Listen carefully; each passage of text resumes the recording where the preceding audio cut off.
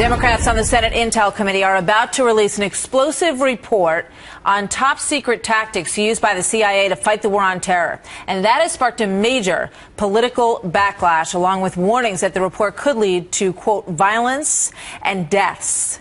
Welcome, everybody, to a brand new hour of America's Newsroom on this Monday. I'm Martha McCallum. And I'm Bill Hemmer. Good morning. Critics warning releasing the controversial report will put American lives in danger.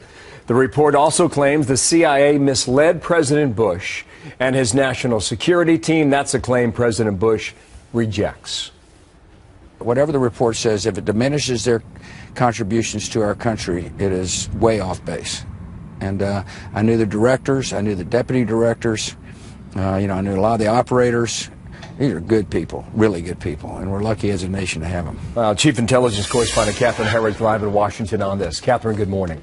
What are we learning, or what do we believe will unfold at the moment?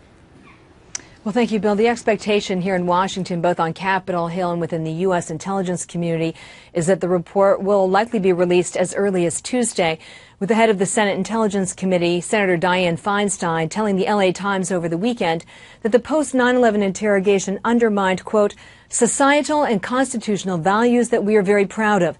Anybody who reads this is going to never let this happen again.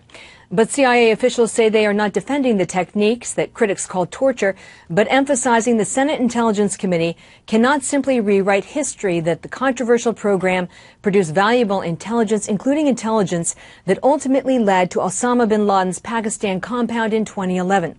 On the Sunday talk shows, former agency officials went on the offensive. To say that we relentlessly, over an expanded period of time, lied to everyone about a program that wasn't doing any good, that beggars the imagination. The report was finished last summer, but negotiations intensified in recent months over redactions and whether the Senate's proposal would ultimately reveal the identities of CIA officers who remain covert, Bill. As you know, many are warning that the Senate report could further jeopardize lives. How do we understand that, Catherine?